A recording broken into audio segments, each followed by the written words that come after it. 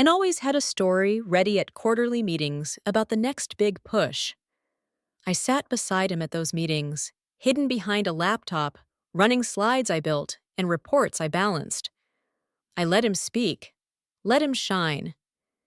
And when he forgot the numbers, I jumped in with a soft correction, always beginning with, just to clarify, like I was the assistant, not the architect. I can still remember the first time I noticed things slipping out from under me. It was just after we closed on a new service hub in Tempe.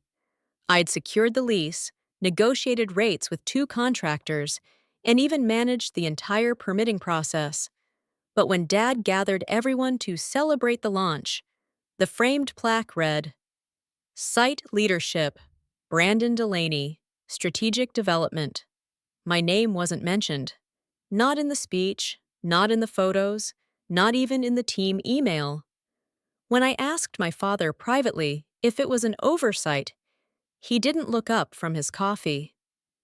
You're too sensitive, Rachel. Do you want applause or do you want progress? That was always his way, dismissing hurt as ego, reducing effort to noise. So I swallowed it. Again, what else could I do? At 16, I was reconciling supplier ledgers while Brandon took clients out for whiskey tastings.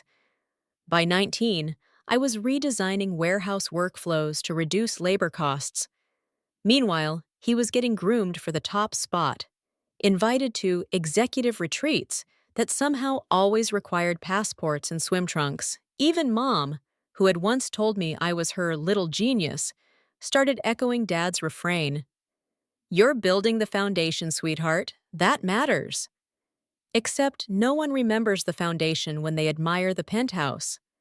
I kept waiting for someone, anyone, to say the truth aloud, that I was the one keeping it all standing. But in our house, silence was currency, and the more I gave, the more invisible I became. There's a photo somewhere, from our family vacation to Sedona.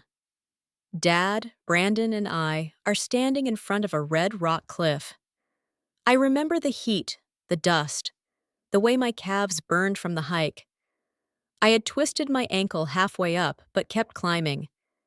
At the top, Brandon threw his arms around Dad, grinning. I stood to the side, wiping sweat off my forehead. When the picture was posted to the company blog, the caption read, Marshall and Brandon Delaney, visionaries behind our future.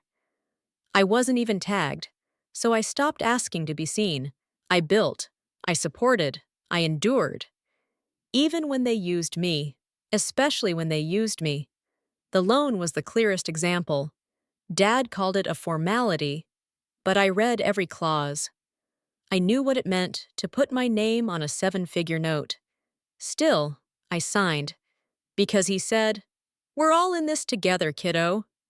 But together is a word that only means something when it's said by someone who sees you. Brandon never thanked me. He never even mentioned it. Instead, I began to notice other things. My logins were restricted. First, the fleet dashboard. Then, access to vendor portals. Then, finance and legal rights. I asked. They deflected. You're working too hard anyway. Brandon said once, smirking. Let the rest of us pick up the slack. At least all of us. It was during the budget meeting, just the 3 of us, that I flagged the a veteran force, billed 3 times over 3 months, totaling $18,000. Brandon waved it off. He's a friend. He comps us elsewhere. It balances. I looked at Dad, expecting at least a nod, a frown, anything resembling accountability. Instead, he sipped his coffee and muttered, Focus on bigger things, Rachel. Stop acting like an outsider. Outsider. That word cut deeper than anything else. Not because it was cruel, but because it was true. That's when I started making copies. Internal memos, emails with vague instructions, screenshots of account activity, invoices signed with my initials, ones I never approved. I didn't know what I was building yet, only that it felt necessary. That night, I renamed the folder on my laptop from backup docs to ledger private. Not out of fear, out of preparation. Something inside me had shifted. I didn't want an apology anymore. I wanted proof. It was a quiet Tuesday when the truth showed its full face. I was going through my usual monthly credit report, an old habit from business school, something I did while half watching TV or sipping tea. But that night, one line made me freeze. Deferred payment notice, Delaney Real Assets. Delaney Real Assets. That was a shell name Dad used a decade ago for real estate holdings. Dormant, supposedly shuttered when we consolidated. I hadn't seen that name on anything in years. My pulse kicked up. I pulled the last 6 months of financial statements and began cross-referencing line items, filtering transactions by entity. The deeper I dug, the more the rot surfaced. The expansion loan I co-signed 2 years ago? It was 3 payments behind. The company was defaulting, using my name as leverage with creditors.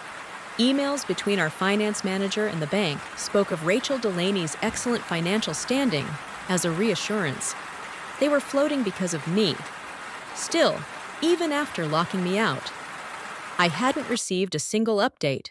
No meeting invites, no dashboard access, nothing.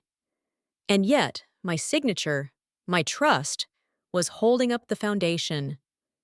Brandon, meanwhile, had racked up over $40,000 in consulting fees, funneled through a marketing firm owned by his college roommate. There were no campaigns, no deliverables, just vague labels like brand optimization and vision testing. I felt sick. Fleet repairs were billed twice. Software expenses I didn't authorize. Quotes are signed with my initials, all carefully padded across 6 quarters to avoid detection, unless someone knew where to look. And I had been looking for a while. That night I called Eleanor Briggs, an old classmate from law school, now a corporate liability attorney in Seattle. We hadn't spoken in over a year, but I trusted her. She helped her sister out of a real estate lawsuit once without a single court date. I kept it short. Professional. What happens if a co-signer wants out of a commercial loan? She paused. Depends. If you're not a guarantor and there's no default clause tying you down, you can exit quietly if you do it before restructuring. I exhaled for the first time that day. Then I asked her the harder question. And what happens if that same co-signer has evidence of internal fraud? Her voice sharpened. Then the narrative changes. Fast. We met in person the next morning. A little coffee shop tucked beside an office park in Portland. I handed her the folder, now renamed Redemption Plan, and watched her flip through the pages. She didn't speak for almost 10 minutes. Then, calmly, she closed the file. You have enough, she said. Enough for what? I asked. To walk away without looking back. She helped me draft a formal withdrawal letter, notarized and time-stamped. She outlined a sequence. Remove my name from the loan, file documentation with the bank's compliance officer, alert a regulatory contact with a soft tip, but don't speak to them again. No noise. Just steps. When you pull out, she said, you don't scream. You don't explain. You move the one brick, holding up their wall, and let it fall. I nodded. That line stayed with me.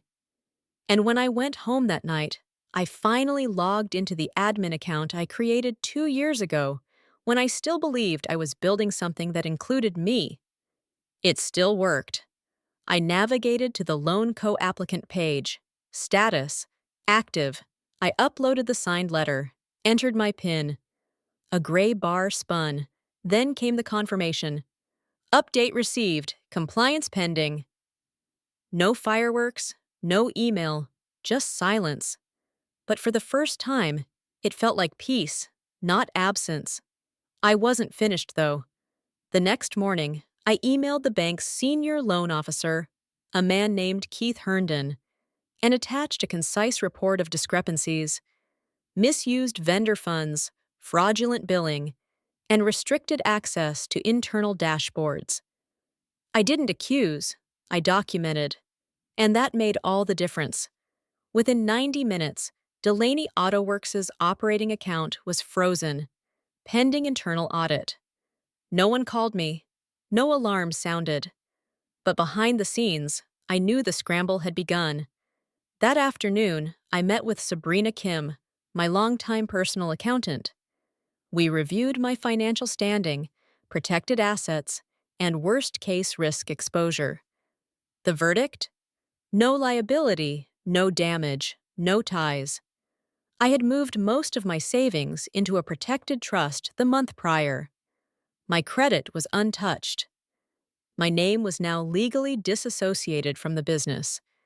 That evening, I turned my phone on silent, not in fear, but for rest, and for the first time in years, I slept without dreams. When I woke up, there were 22 missed calls. By noon, the number had climbed past 70, 3 from Dad, 5 from Brandon, 1 from a blocked number I later traced to our former company accountant, Glenn Mathers. His voicemail was shaking, desperate. "Rachel, please call me. This is serious. The bank's pulling funding. We can't make payroll. You have to fix this. Do you hear me? You have to fix this." I didn't respond. I just listened, twice. Because justice doesn't scream, it echoes. By early evening, the texts started. Brandon was first. "What the hell did you do?" Then another. "You're overreacting. We could have handled this internally." But that word, we, meant nothing to me anymore. There hadn't been a we in years. Next came Mom. Her voicemail wasn't angry, just brittle, like she was trying to hold herself together with a string. "Sweetheart, your father says the bank froze everything, that they might recall the loan. Did you sign something?" I called her back, let it ring twice before answering. "I removed my name, that's all," I said, quiet but firm.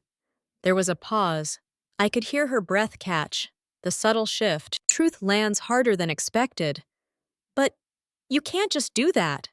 "I can," I said. And I did. Another silence, then her voice, small. "This affects all of us." I didn't flinch. "No," I said. "You made sure it didn't." And then I hung up. Not in anger, in completion. The next evening, I got an email with a dinner invitation. Leona's, our old family spot. Red brick walls, creaky wooden chairs, the fireplace flickering even in spring. I hadn't been there since my 25th birthday, back when Dad gave Brandon a Rolex and handed me a folded brochure about tax efficiency. I arrived 15 minutes late on purpose. I wore gray slacks and a muted blue blouse. Nothing dramatic, just finished. Inside they were waiting, Dad, Mom, and Brandon. An empty chair between them, like they still believed I could be summoned. Brandon stood. "Thanks for coming." "I didn't come for you," I said, sliding into the chair. "Let's not waste each other's time." Dad leaned forward, eyes like iron. "You made your point loud and clear." I kept my voice level. "No, the bank made my point. I just stopped protecting your lie." His jaw flexed. Mom shifted uncomfortably. "We're trying to hold this together," Dad said. "You think you're punishing us, Rachel, but you're punishing the legacy." I looked him straight in the eyes. "Grandpa built a garage. You turned it into a dictatorship." Brandon scoffed. "Come on, we gave you everything." "You gave me a job," I replied, "not a voice." The room fell quiet, thick, like something had finally stopped pretending. Then Mom asked, "What do you want, Rachel?" That was the question, wasn't it? Not revenge. I'd already taken that. What I wanted was clarity. I reached into my bag and pulled out a sealed envelope. This is my final affidavit. It confirms I've withdrawn from the loan, the board, and all business operations. You will never use my name again. Dad opened his mouth. I raised a hand. I'm not finished. I took a breath. Tomorrow morning, I'll be submitting an anonymous tip to the state auditor's office. It details vendor fraud, payroll inconsistencies, and misuse of business funds. I suggest you prepare. I slid the envelope across the table. It's your mess now, fully, legally. Brandon's face flushed red. You're destroying us over your ego, he spat. I stood slowly. I'm not destroying anything. I'm just removing the illusion that I was ever part of it. I turned toward the door. Then, for the first time in my life, my father said the word I never expected to hear. Rachel, please. I paused, just enough, not out of hesitation, but out of satisfaction. You left a voicemail telling me we were done, I said, not looking back. I'm just agreeing with you, formally. And then I walked away. 3 days later, a quiet article appeared in the local Business Digest. Delaney Auto Works faces financial audit amid internal disputes. I didn't leak it, but I knew who did. Eleanor called that afternoon. Her voice was half amused, half reverent. When people lose power, she said, they look for someone to blame. They just didn't expect you to already be gone. The voicemails turned sharp after that. From Dad. Ungrateful. We built that for you. From Brandon. You'll need us someday. From Glenn, the accountant. Do you even understand what this means? You've ruined everything. But here's what none of them said, what none of them could say. They ruined it long before I pulled out. They ruined it when they used me, but never invited me. When they treated me like a ledger entry instead of a legacy. And now? The loan was collapsing. The bank was auditing. The vendor contracts were unraveling. And I was untouched. No financial damage, no legal exposure, just clean lines and closed chapters. I forwarded the last voicemail to Eleanor. Then I deleted the rest. I turned off Do Not Disturb, and for the first time in years, my phone stayed silent. No crisis, no request, no fire that only I could put out. Just peace and space. Enough to begin again. The loft I moved into wasn't extravagant. 3rd floor, exposed brick. A crooked window with the kind of morning light that turns everything gold for 5 minutes before noon. It smelled like new paint and forgotten eucalyptus from the last tenant. It was the first space I'd ever chosen that wasn't approved by someone else. I bought a second-hand desk. A chair that didn't spin. A plant I named Audrey that somehow thrived even when I forgot to water it. I didn't hang any awards, didn't frame any photos. Just one shelf. And on that shelf, a thick manila folder labeled Complete. Inside was the confirmation letter from the bank. This letter certifies that the commercial loan associated with Rachel Delaney has been formally withdrawn and restructured. No further obligation remains. No action required. No thank you, no apology, no spin, just closure, in ink. I remember holding the page to the light like it was something sacred. Not because it represented victory, but because it was real, inarguable. Finally, something that belonged to me. I lit a candle by the window that night. The city hummed beneath me, unaware and alive. I didn't cry. I didn't toast. I didn't even tell anyone. Instead, I opened my laptop. A blank document. A new name on the top left corner. Delaney Strategies, LLC. My company. My direction. No middlemen, no family handshakes. I began consulting, quietly. Small contracts at first, women-led startups. Single mothers are building distribution apps. Latina business owners scaling organic cosmetics. The kind of people who reminded me why I once believed in legacy.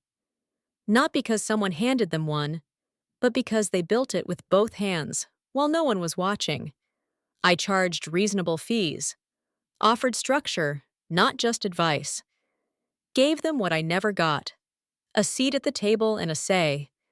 3 months passed, then 6. Then one morning, I got a call from a number I hadn't seen in years. Grandpa Hal, my dad's father. Still alive, still stubborn. I didn't answer the first time, or the second, but the third time I picked up. His voice was gravelly but steady. "Took me longer than it should have," he said. "But I read that article. I know what they did." I didn't speak. "You were always the one, Rachel," he said. "You just weren't loud." A beat passed, then softly, "I'm proud of you." That was the first time I cried. Not sobbed, just 2 tears. Both quiet, both necessary. The past doesn't vanish. It lingers, in your email drafts, in the way you flinch when the phone rings after 9 p.m., in the muscle memory of minimizing yourself in boardrooms you helped build.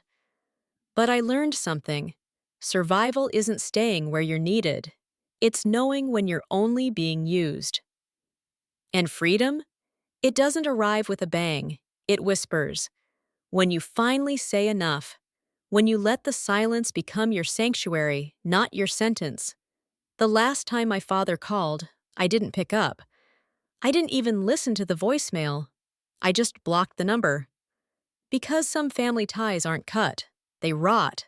And sometimes the only way to survive is to stop pretending there was ever rope to begin with. That night I sat by the window. The candle burned low. Audrey, the plan, turned toward the city like she was curious.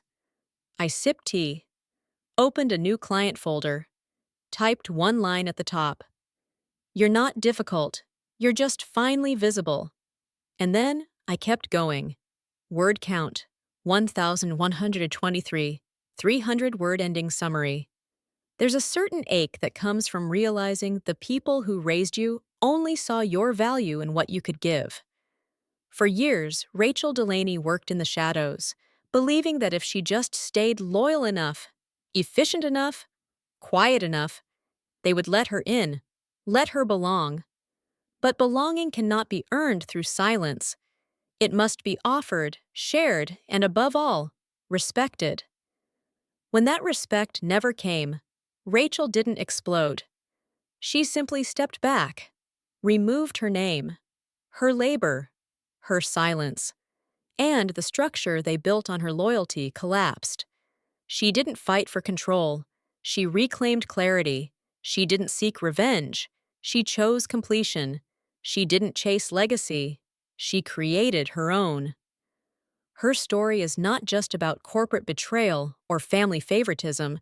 It's about something much deeper, something quietly powerful, the right to be seen, heard, and named in the life you've helped build. Sometimes justice doesn't show up in courtrooms or headlines. Sometimes it arrives in the quiet of your apartment, with a letter in your hand and no one left to explain yourself to. That is peace, and it is enough. If this story stirred something in you, leave a comment, share it with someone who needs to hear it, and don't forget to like and subscribe for more stories about finding your power, even in silence.